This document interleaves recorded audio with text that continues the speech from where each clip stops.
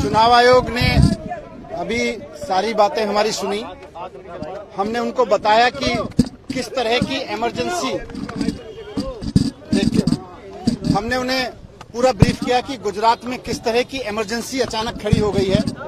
एक कैंडिडेट जो कल सुबह तक अपनी स्क्रूटनी की, अपने नॉमिनेशन के लिए लड़ रहा था कि मैं आम आदमी पार्टी का कैंडिडेट हूं, मैं आम आदमी पार्टी से चुनाव लड़ना चाहता हूं, बीजेपी वाले खड़े होकर वहां उस पर दबाव डाल रहे थे कि आप मत लड़ो, फिर भी वो कह रहा था मैं लड़ूंगा।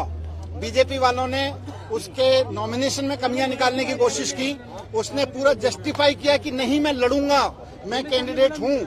लेकिन आरओ के ऑफिस से बाहर निकलते ही वो गायब हो जाता है और 24 घंटे बाद पूरा पुलिस उसको कहीं से लेके आती है और आरओ के कमरे में बिठाती है। वहां से उसका नॉमिनेशन वापस कराया जाता है और उसके बाद से फिर वो गायब है।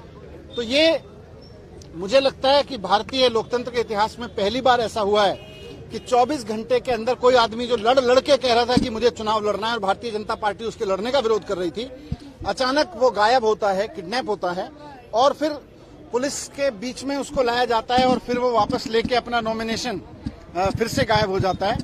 हमें अपने उस कैंडिडेट की भी व्यक्तिगत रूप से चिंता है सबको, और साथ साथ ये भी सवाल है कि अगर कैंडिडेट्स को भारतीय जनता पार्टी किडनैप कराएगी, भारतीय जनता पार्टी जब चुनाव हार रही है तो कैंडिडेट्स को किडनैप करा के चुनाव जीतना चाहती है।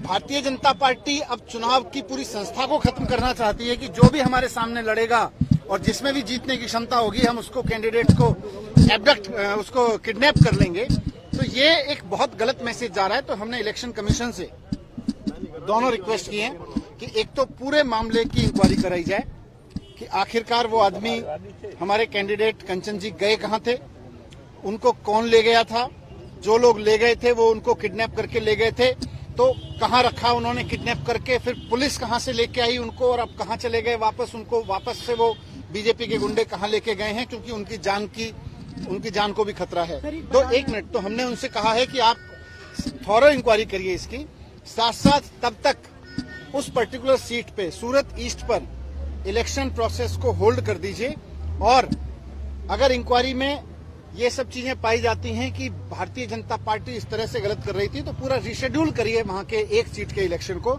ये हमने उनसे रिक्वेस्ट किया है।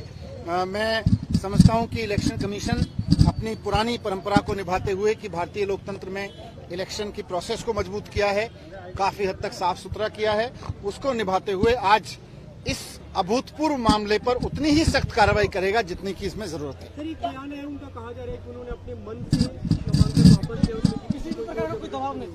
कल से एक आदमी किडनैप है, उसको किडनैप कर लिया गया, आज गन पॉइंट पे लाके उसका नॉमिनेशन वापस कराया गया है। अब वो आके क्या कहेगा बेचारा अगर आएगा अभी तो। वजह साफ है कि भारतीय जनता पार्टी गुजरात का चुनाव बहुत बुरी तरह से हार रही है।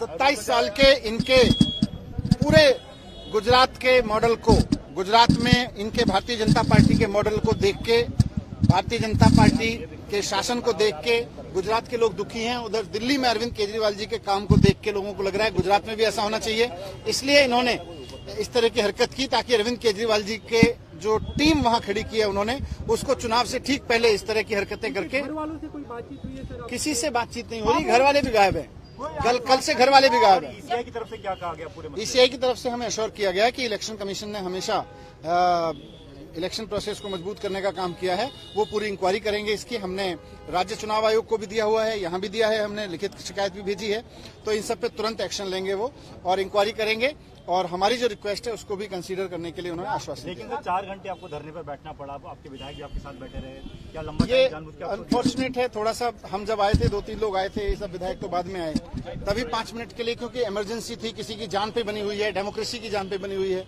पर ठीक है, मुझे अब उसमें ज्यादा नहीं है, उन्होंने 4 घंटे बाद भी समय दिया पर हमारी बात को ध्यान से सुना। अब हम उनसे अपेक्षाएं रखते हैं कि जल्द से जल्द इस पूरे मामले को ईमानदारी से, निष्पक्षता से इसकी इंक्वायरी करें और इलेक्शन प्रोसेस की प्योरिटी को बना के रखें।